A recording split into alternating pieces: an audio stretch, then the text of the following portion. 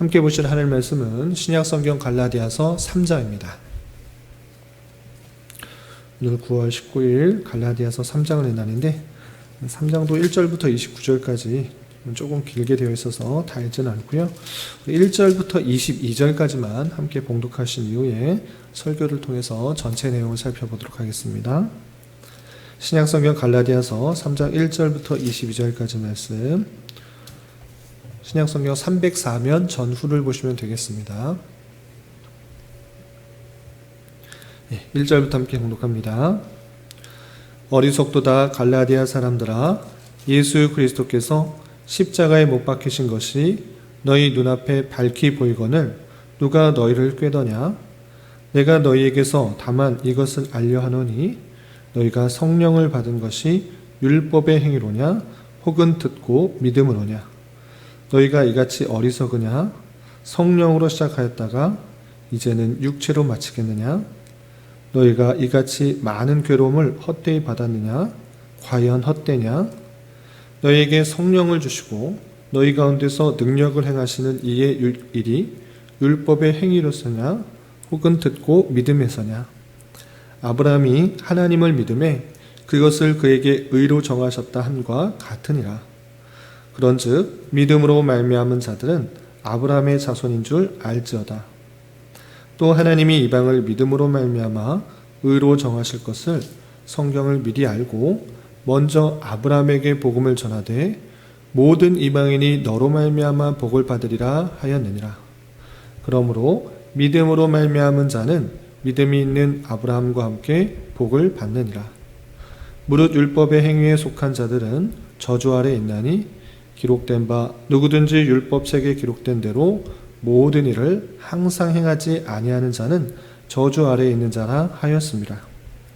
또 하나님 앞에서 아무도 율법으로 말미암아 의롭게 되지 못할 것이 분명하니 이는 의인은 믿음으로 살리라 하였습니다.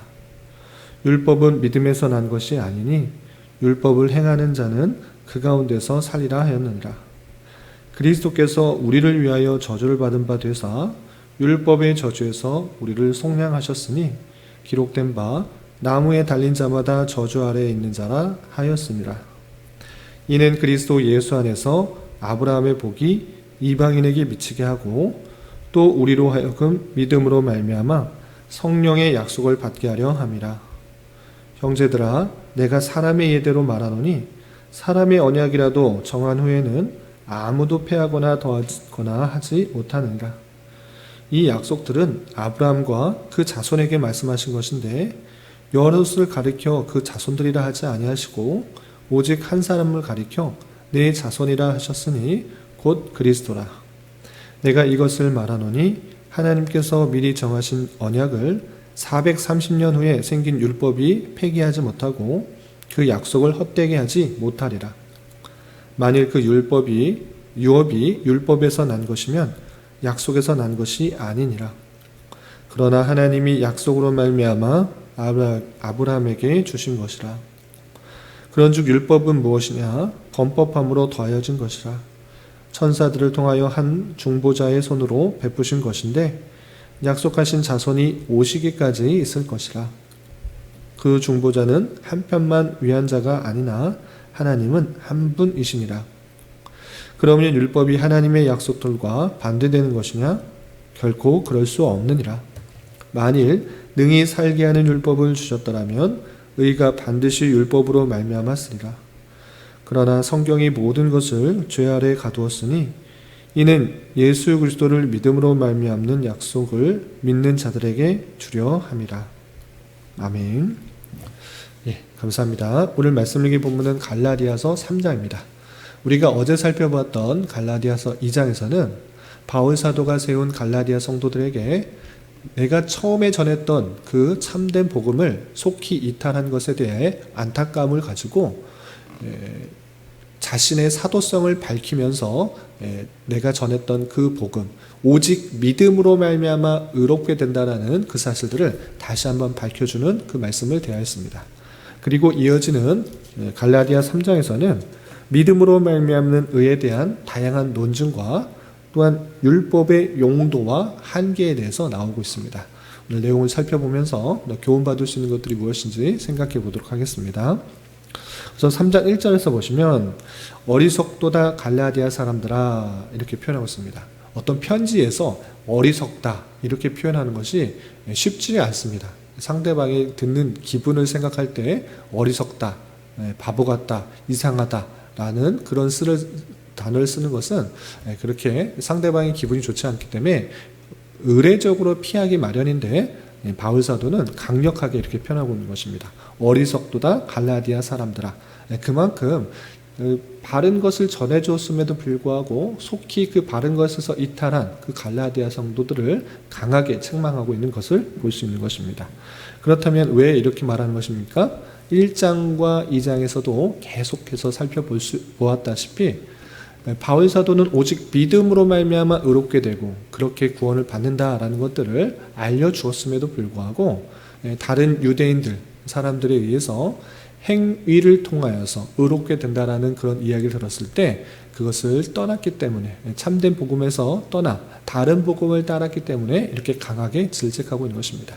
그래서 3장에서는 다시 한번 경험적 논증과 또 성경의 증거를 다시 한번 들어서 우리가 의롭게 되는 것은 또 성령을 받는 것은 믿음으로 말미암아 되는 것이다 라는 것들을 밝히고 있습니다. 그래서 2절부터 5절까지는 경험으로부터 나오는 논증을 통하여서 우리가 성령을 받고 의롭게 되는 것은 행위를 통해서가 아니라 믿음을 통해서다라는 것을 먼저 밝히고 있는 것입니다.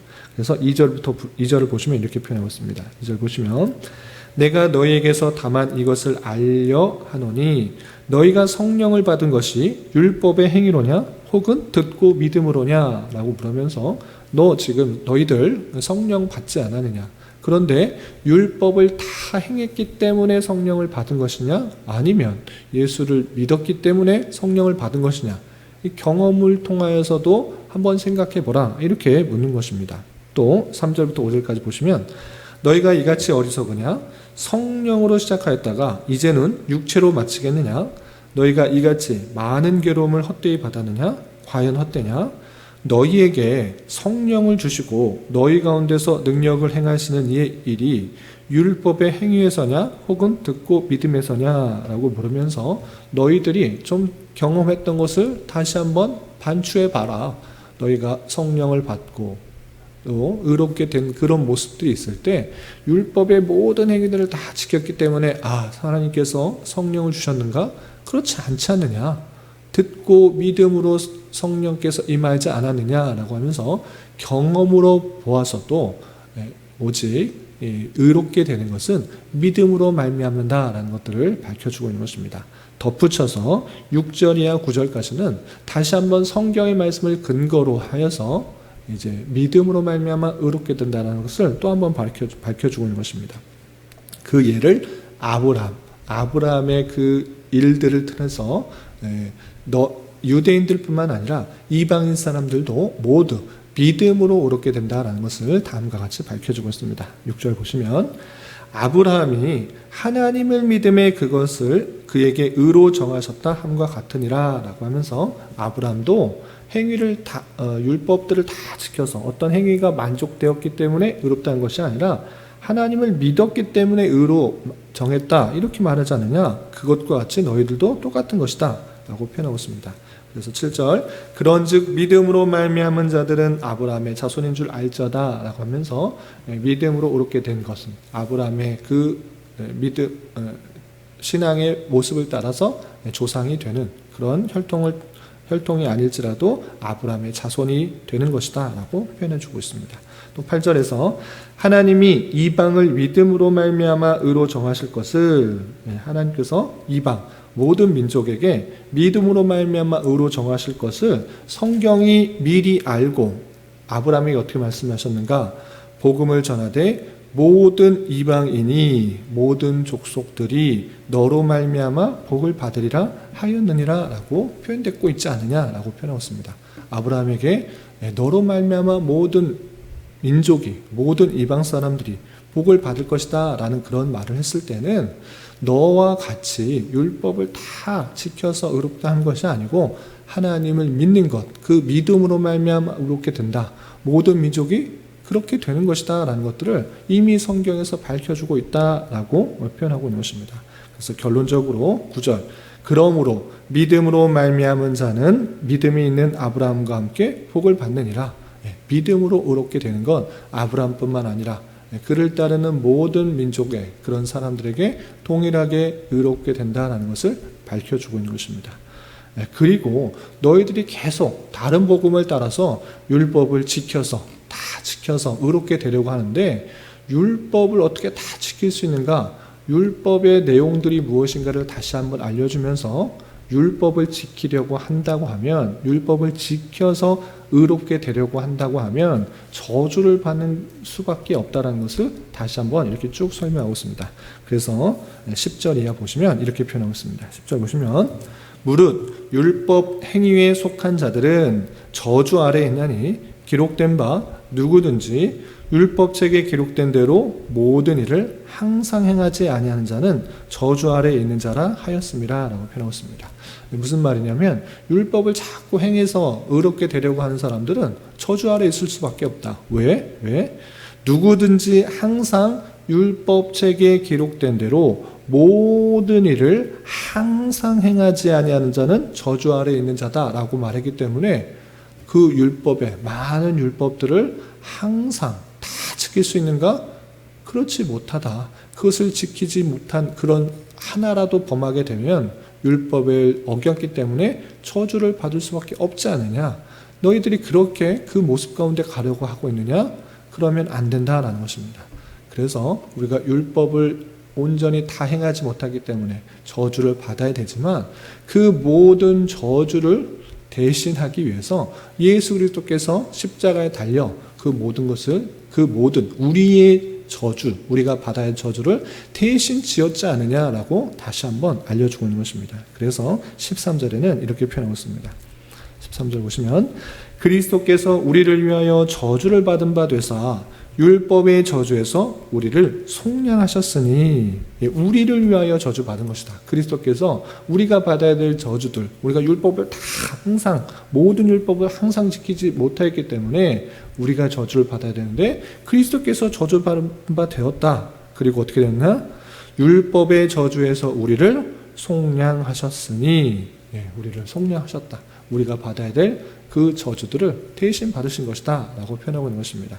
그리고 그냥 돌아가신 것이 아니라, 주님께서 그냥 돌아가신 것이 아니라 약을 먹고 돌아가시거나 칼에 그냥 찔려서 그렇게 돌아가신 것이 아니라 십자가에 달려 돌아가신 이유가 무엇인지를 이렇게 잘 설명해 주고 있는 것입니다. 그래서 13절 중반절에 보시면 기록된 바 나무에 달린 자마다 저주 아래 있는 자라 하였습니다.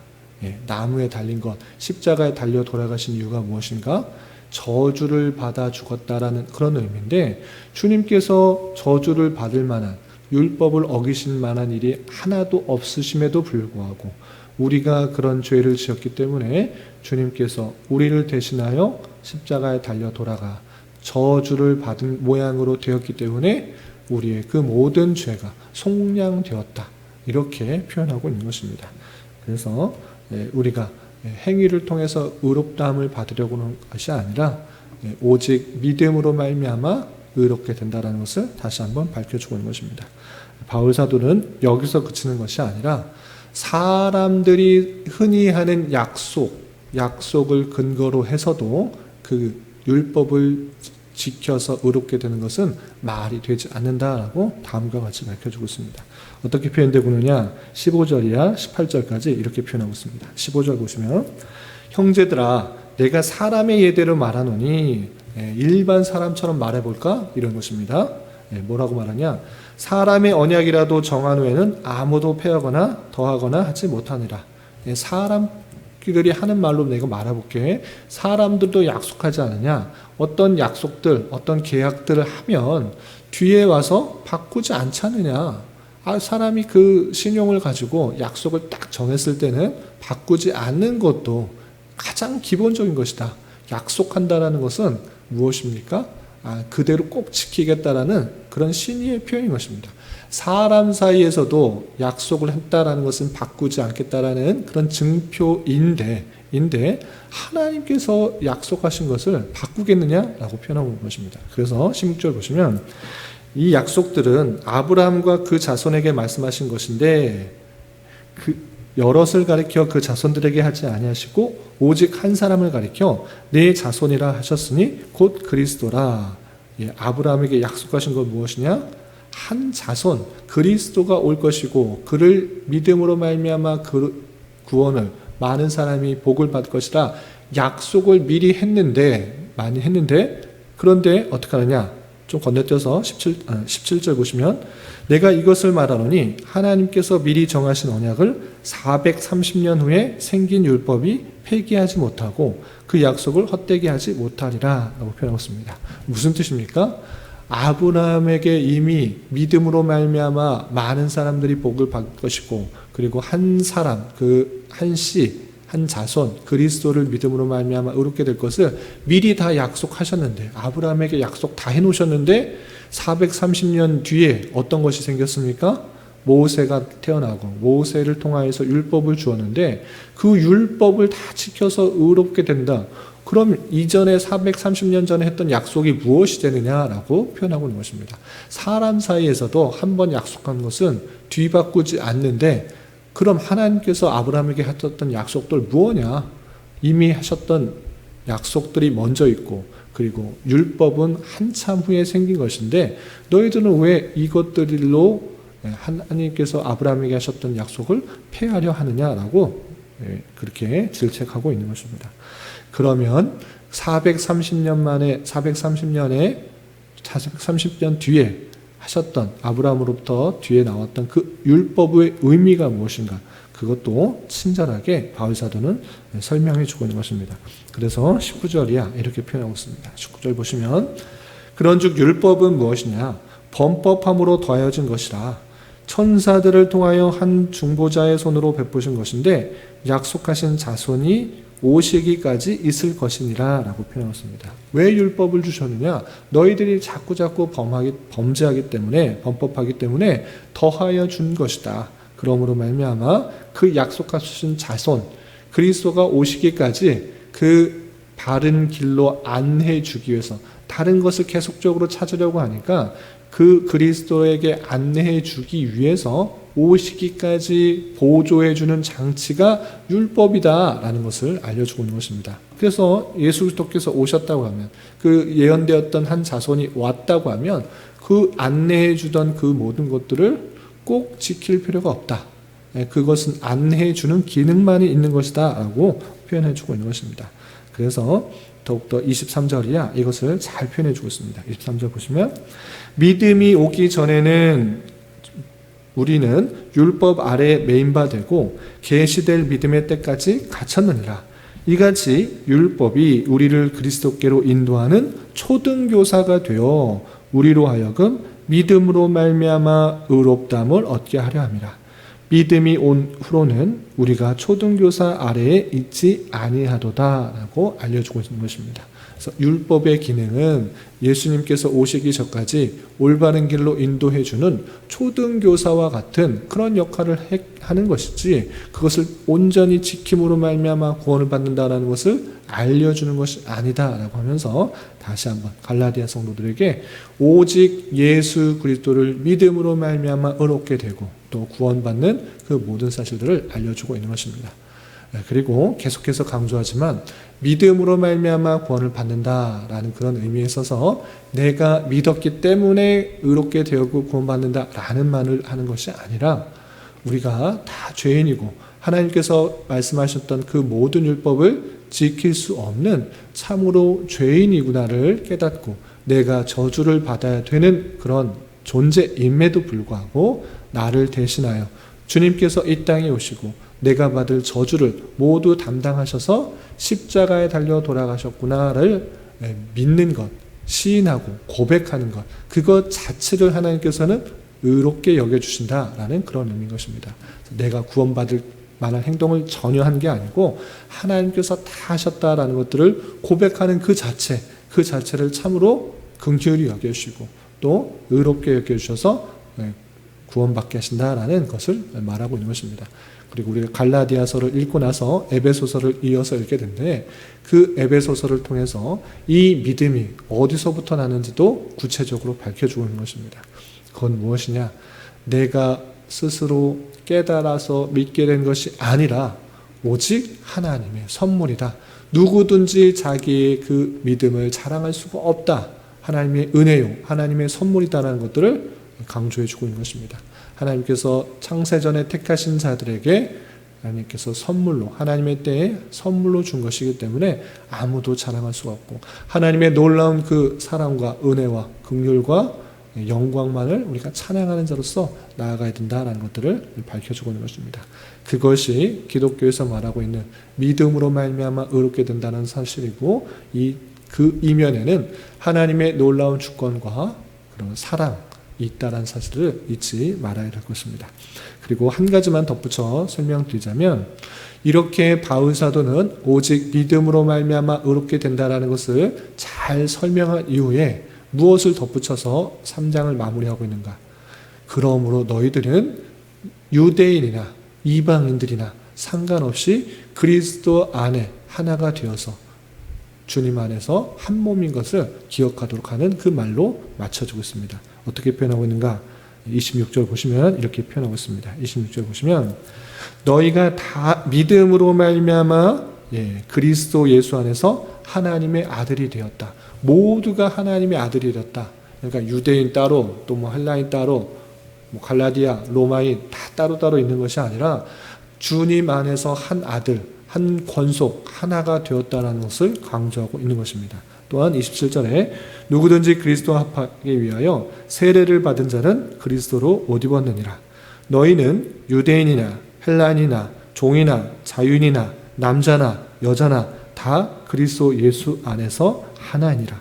너희가 그리스도의 것이면 곧 아브라함의 자손이요 약속대로 유업을 이을 자니라 라고 말하면서 우리가 믿음 안에서 하나 되었기 때문에 다 주님의 자녀요, 또 주님의 유업을 이을 자라는 것들을 다시 한번 밝혀주면서 하나 될 것을 강조하고 있는 그 모습을 우리 살펴볼 수가 있는 것입니다. 이런 말씀에 따라서 우리 교회 안에서 또 교회 개교회 안에서뿐만 아니라 지역교회 또 주님의 큰 교회를 생각해 보면서 오직 예수 그리스도를 믿음으로 말미암아 하나 되신 것을 기억하며 하나됨을 이루기 위해 더욱더 노력하고 또 그것을 유지하기에 힘써야 되는 것입니다. 그런 모습 가운데 우리가 오늘 하루 또 남은 한평생 힘있게 살아가야 될 것입니다. 이런 은혜가 저와 여러분 우리 모두에게 있기를 진심으로 기원합니다. 기도하겠습니다. 하나님 아버지 감사합니다. 오늘 말씀을 통해서 오직 믿음으로 말미암는 의와 율법의 용도에 대해서 교훈받았습니다. 이런 말씀을 대하는 자로서 오직 주님의 은혜로 우리가 믿음으로 의롭게 되었다는 사실을 잊지 말고 더욱더 주님께만 감사 찬송하는 자 되게 하여 주시며, 주님께서 주신 율법의 내용들을 살펴보면서 참으로 내가 죄인이며 주님만의 은혜만을 간구하며 살아가는 존재가 되기를 더욱더 힘쓰게 하여 주시고, 주님께서 우리를 하나 되게 하신 것을 기억하며 서로를 이해하고 용납하며 사랑하는 자 되게 하여 주시옵소서. 주님, 9월은 장학이라는 주제로 한 달을 보내고 있습니다. 신앙의 성숙과 성장을 위해 배우고 익히는 것에 더욱 마음 쏟는 한 달 되게 하여 주시고, 특별히 다음 세대 아이들을 위해 관심 가지며 기도하는 시간 될 수 있도록 인도하여 주시옵소서. 주님, 교회 내 육체의 질병과 연약함으로 생활이 불편하고 어려 가운데 있는 여러 성도들과 병원의 치료를 받는 어린 자녀들이 있사오니 주님 지켜주셔서 건강하게 잘 치유되고 회복될 수 있도록 인도하여 주시고, 직장과 사업장의 문제로 가족의 전도와 신앙을 위해 아이의 임신과 남편의 사업을 위해 주님께 간절히 부르짖며 나아가는 여러 지체들이 있사오니 주님 그들과 함께하여 주시고 그들의 기도 응답해 주시사 우리의 기대와 소망보다 훨씬 더 풍성한 것들로 채워주시는 하나님을 깊이 경험할 수 있는 기회 되도록 인도하여 주시옵소서. 이 시간 각자 간절하게 간구하는 기도 제목 주님께서 들으시고 가장 선한 것들로 응답하여 주시옵소서. 예수님의 이름으로 기도 올리옵나이다. 아멘.